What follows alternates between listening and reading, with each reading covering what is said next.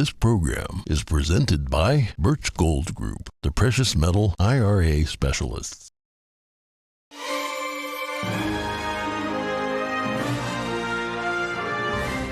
Good morning. In today's headlines, storms in the southern U.S. leave a trail of destruction. At least 3 people are dead and multiple injured after tornadoes tore across Louisiana. A suspected stalker jumps on the hood of a car carrying Elon Musk's son X in Los Angeles. Meanwhile, the Twitter CEO says accounts revealing people's real-time location will face suspension. A student at the Berklee College of Music in Boston arrested and charged with stalking. The Chinese citizen allegedly threatened to chop an activist's hand off for posting flyers calling for democracy in China and warned their family it would soon be getting a visit from Chinese police. Climate activists cause further disruption to traffic in Germany and Italy. The activists say further protests will follow. Find out how the police are responding to the protests. And a woman who's bringing joy to thousands of foster kids by giving them one simple wish, and what she thinks not enough people know about foster care.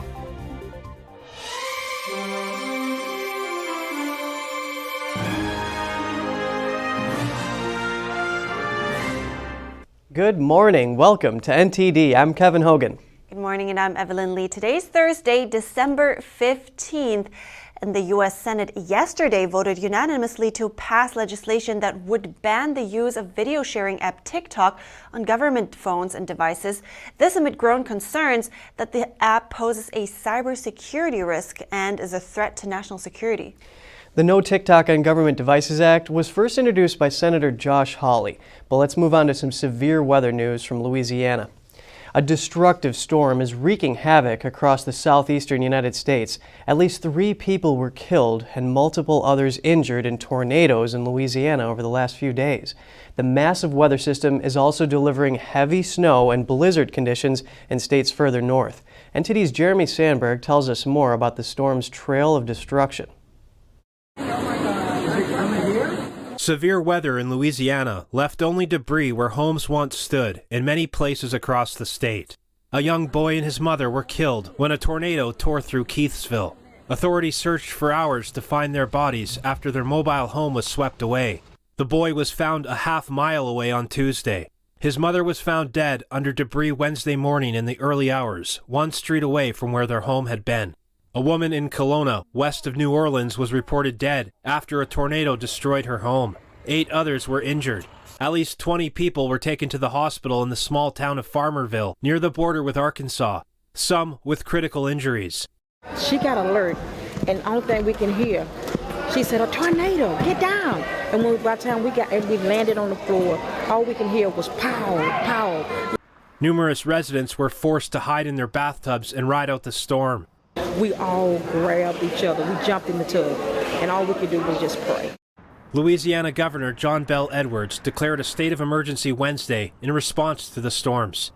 The residents are very resilient people. I was able to speak to a few. Very thankful that they were able to survive what would, by all appearances, have been an unsurvivable event where these homes were just completely destroyed. The governor says aid is already flowing. The storm system knocked out power to more than 45,000 customers in Louisiana and more than 9,000 in Mississippi. An outpour of support from people of the community is on full display. It shows you how people love you. It shows you that people care, because we have to have a heart of love. And this is just an example to show you that people do care. The Storm Prediction Center says more than 40 tornadoes were reported this week in Texas, Louisiana, Oklahoma, and Mississippi. Winter weather has been blanketing areas of Montana to the east coast. Blizzard warnings are in effect through parts of Nebraska, Minnesota, South Dakota, and Wyoming. Jeremy Sandberg, NTD News. And prosecutors played police body cam video of the hammer attack on Paul Pelosi in court on Wednesday. The accused attacker, David Apap, appeared in court in an orange jumpsuit. According to officer interviews, he allegedly had 3 additional targets. We are pleased to announce that he was held to answer to all of the charges that were filed against him, which include attempted murder, residential burglary, assault with a deadly weapon, elder abuse, and threats to a public official. What it means to be held to answer is that all of the charges will now move forward. Mr. DePape will be arraigned on December 28th in Department 22 on those charges, and he will have the opportunity, if he so wishes, to set his case for trial. At Wednesday's preliminary hearing, prosecutors showed body cam footage and the 911 call from the night of the hammer attack on Paul Pelosi. Prosecutors also presented the hammer allegedly used by the accused attacker, David DePape. In the clip of the 911 call played in court, Paul tells the dispatcher, "There's a gentleman here waiting for my wife to come back, Nancy Pelosi." Paul then told the dispatcher he didn't know the man, but DePape answered, "I am a friend of theirs." During the hearing, San Francisco police officer Kyle Cagney also testified, describing how he and his partner took roughly 4 minutes to respond and rang the doorbell. Cagney said Paul and DePape were both holding the hammer when the door opened, but DePape allegedly took control and struck Paul as officers asked what was going on. Body-worn camera presented in court reportedly showed DePape striking Paul. San Francisco police officer Carla Hurley, who interviewed DePape for about an hour on the day of the attack, also took to the stand. According to Hurley, DePape named 3 more targets in addition to Nancy Pelosi. The officer said DePape intended, quote, breaking Nancy's kneecaps, and then planned to target Governor Gavin Newsom, Hunter Biden, and actor Tom Hanks. DePape was arrested on October 28th for the alleged attack. Immigration and Customs Enforcement, ICE, has since issued a detainer for DePape. He is an illegal immigrant from Canada who first entered the United States through Mexico in 2008. Local prosecutors charged DePape with attempted murder, assault with a deadly weapon, and elder abuse. DePape has pleaded not guilty to state and federal charges, including allegations of plans to kidnap Nancy Pelosi. Elon Musk says a car carrying his 2-year-old son X encountered a, quote, crazy stalker in LA. He says the stalker blocked the car from moving and climbed on the hood. He also shared this video asking if anyone recognized the person or the car. I'm not. Yeah, What's pretty sure. Name? Got you. What's your name?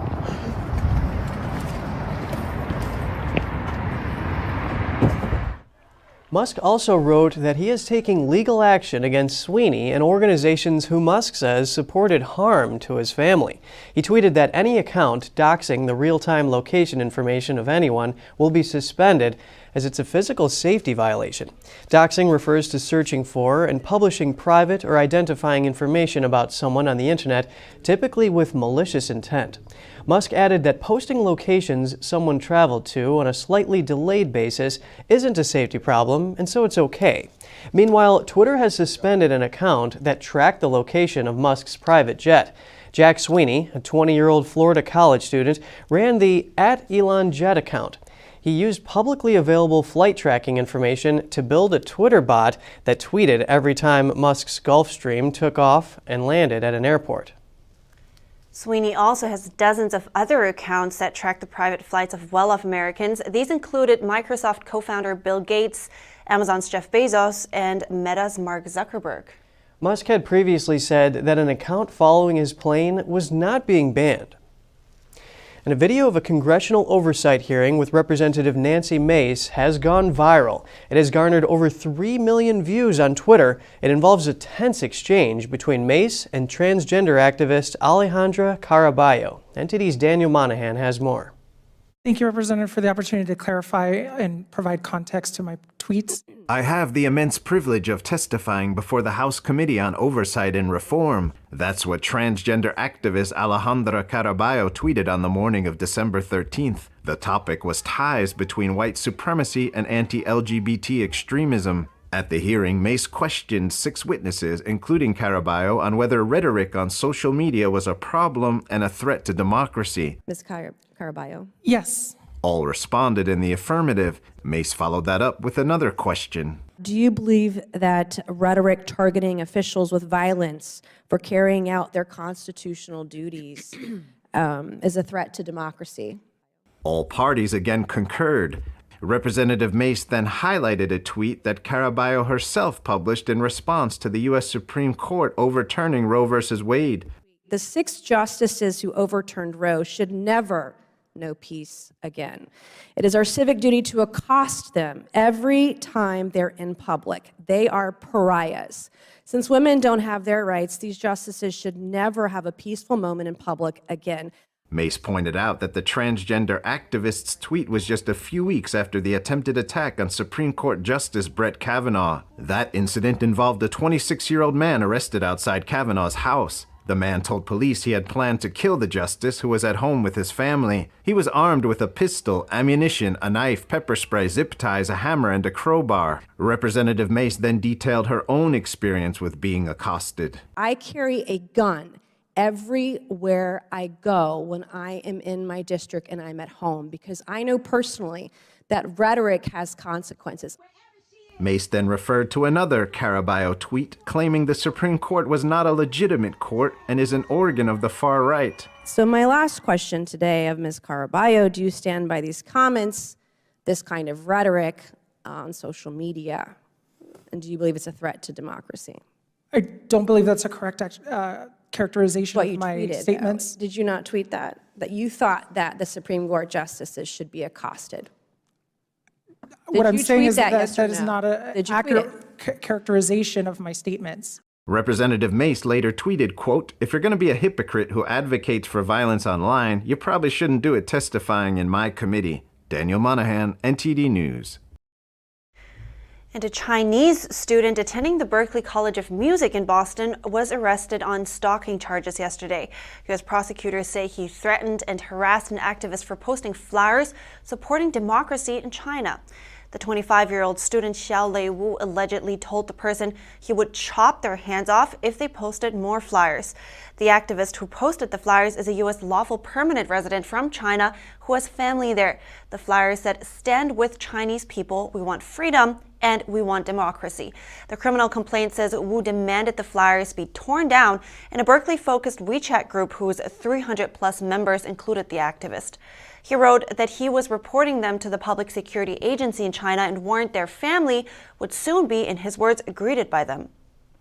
Authorities say they believe Wu was referring to either China's Ministry of Public Security or the Ministry of State Security. Both agencies investigate political dissidents, including those who voice support for democracy. Wu also allegedly asked others in the chat group to help find out where the activists lived and doxed them by publicly posting their email address. He was arrested and released later in the day after appearing in federal court. The charge of stalking carries a sentence of up to 5 years in prison, 3 years of supervised release, and a fine of up to $250,000.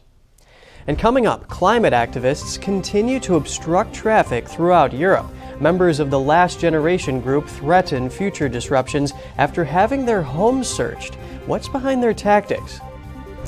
And clashes broke out in Brussels between soccer fans and police after France defeated Morocco in the World Cup semifinal. That and more after the break.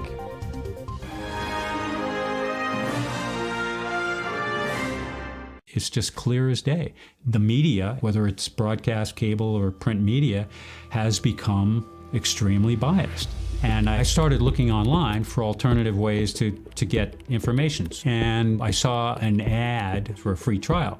And I looked at it and I said, Epoch Times. I mean, come on, this is end of days type of stuff. I mean, what are they going to be talking about here? And I said, well, it's a free trial. Let me dig in.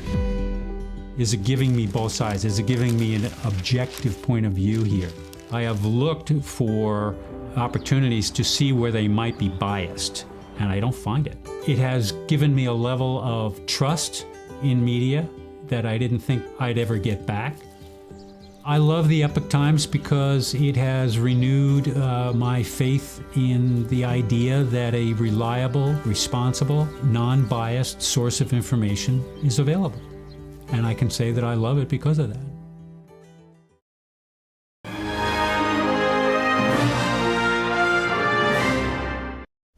Welcome back. Two activists of the climate group Last Generation blocked traffic. Latest action from the group, which has caused disruption throughout Europe. NTD's Cost M&S brings us the details. Climate activists glued themselves to a busy road in central Munich on Wednesday. The action was underlined by the slogan, "We'd rather drown in glue than in floods." Protests followed nationwide raids throughout Tuesday, which saw homes of members of the Last Generation group searched. Among other items, police confiscated cell phones, banners and laptops.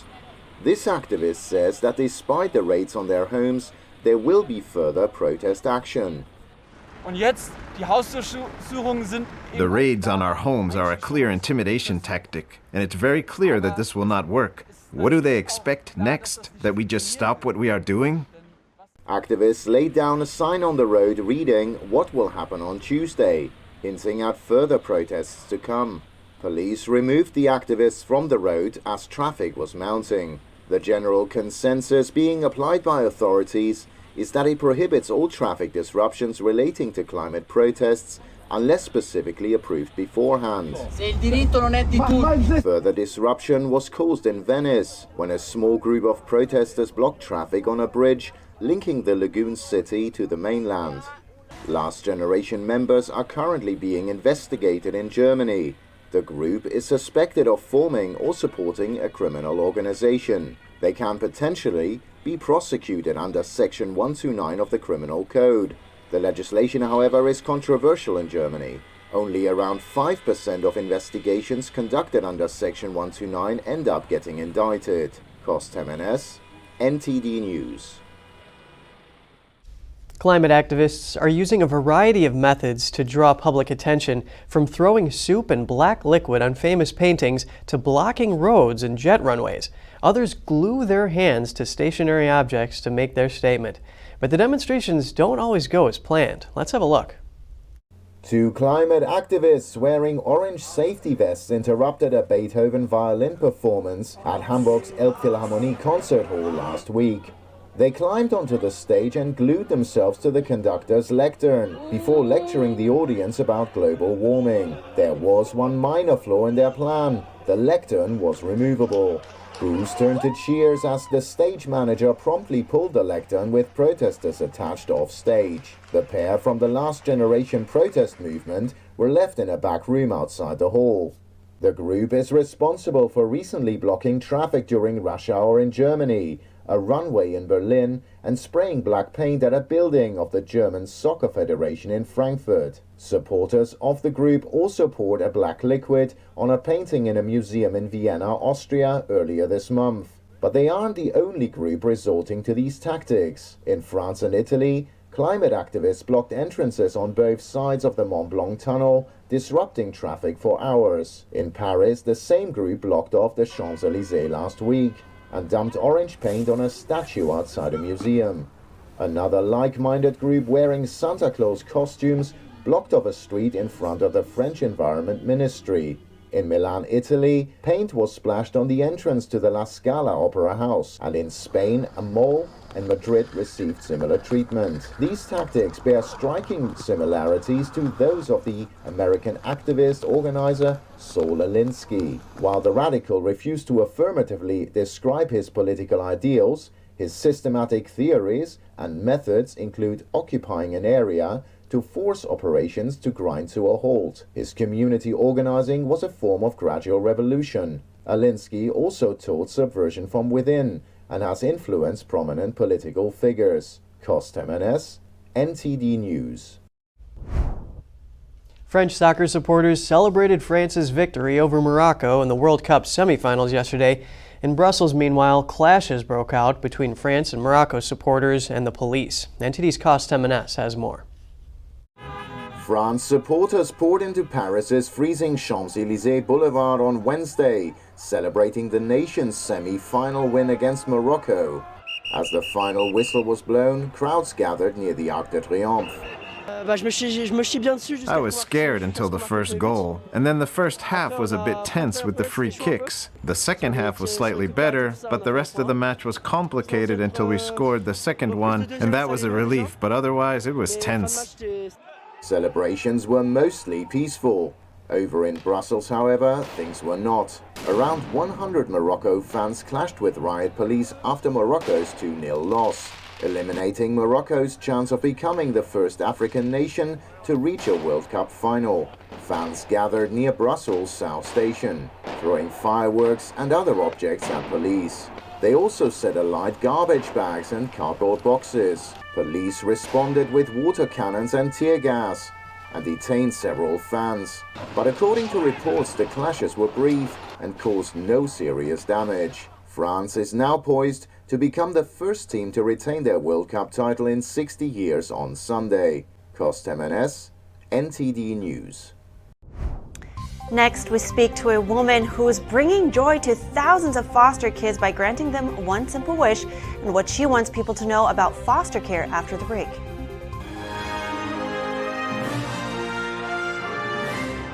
This is Stephen K. Bannon. I urge you to protect your savings from inflation by diversifying into a physical gold IRA from Birch Gold Group. Simply text the word NTD to 989898 and you'll get a free info kit on gold IRAs explaining everything. Coming soon on the premiere of International Reporters Roundtable, journalists Greg Ho, Will Richardson, and Costo Acondo join us to discuss the relationship between China and Russia, their activity in Latin America, how this is playing out at the U.S. southern border, and what's really going on in Ukraine. What's the link? Is there a strategy? Tune in Saturday afternoon at 1 p.m. or Sunday at 7 p.m. Eastern Time as NTD host Tiffany Meyer and our guest panelists give us a clearer picture of these global events.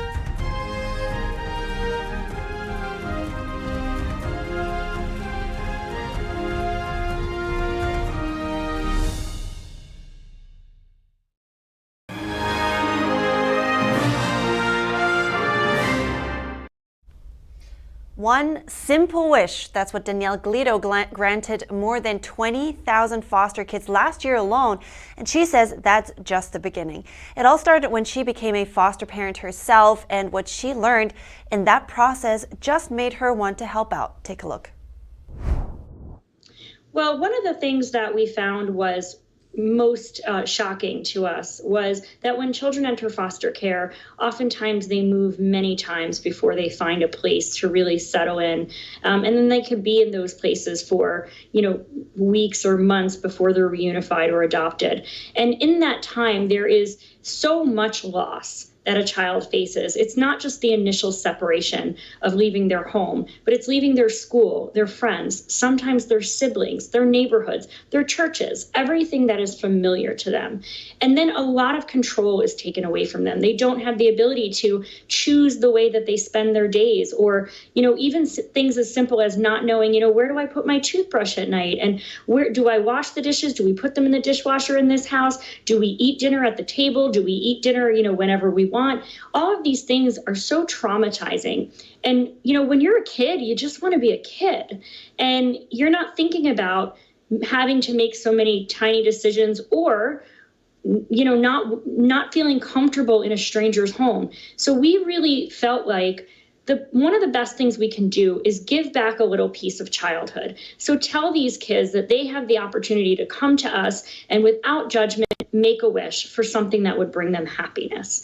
And what we also found was this trauma and this discomfort and sadness and confusion didn't end when foster care ended. Many of the individuals who aged out of the system carried a lot of that with them.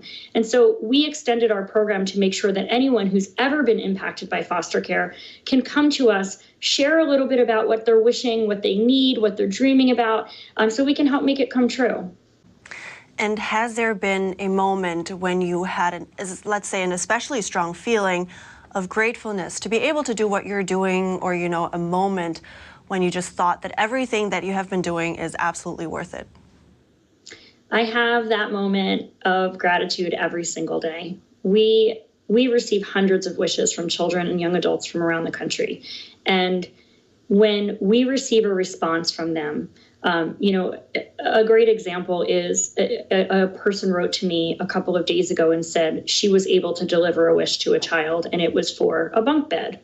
And she said this child looked at her like this was the most amazing thing that she ever got.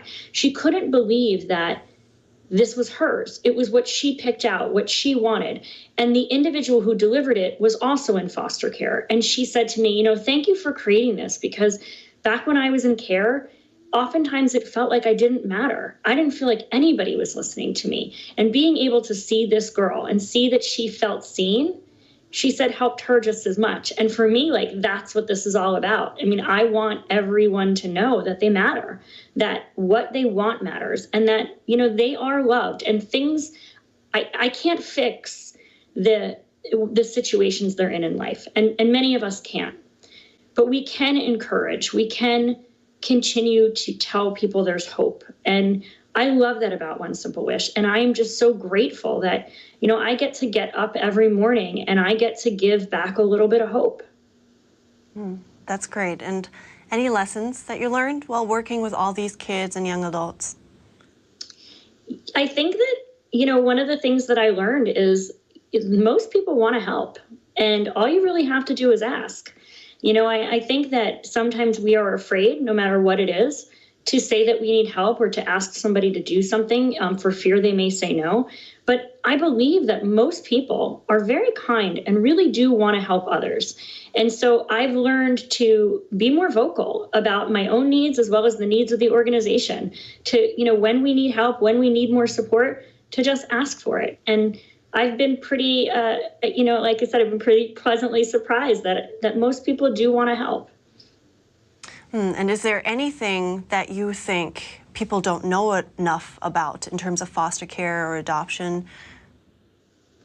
I think that, you know, one of the things that continues to really, that I really struggle with is the number of children who age out of the system. So these are individuals who were removed from their home, absolutely no fault of their own.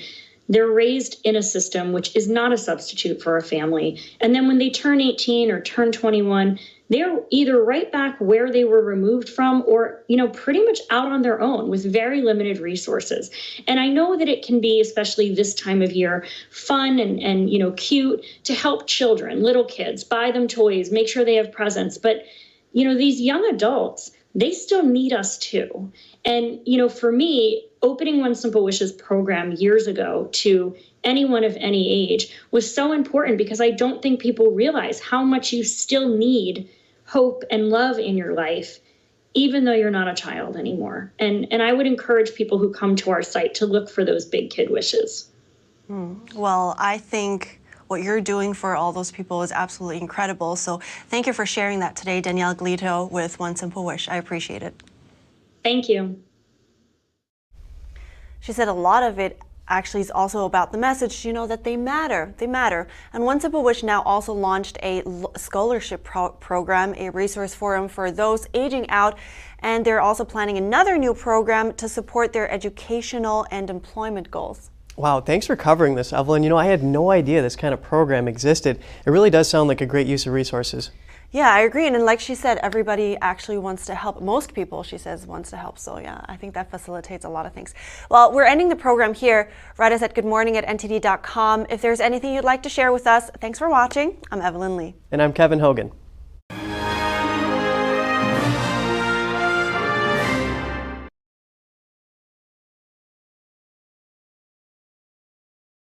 Thanks for watching us on YouTube. Did you know YouTube only keeps selective videos on its platform? So if you want to make sure you get the full picture, just subscribe to our newsletter. Go to newsletter.ntd.com and sign up. It's free.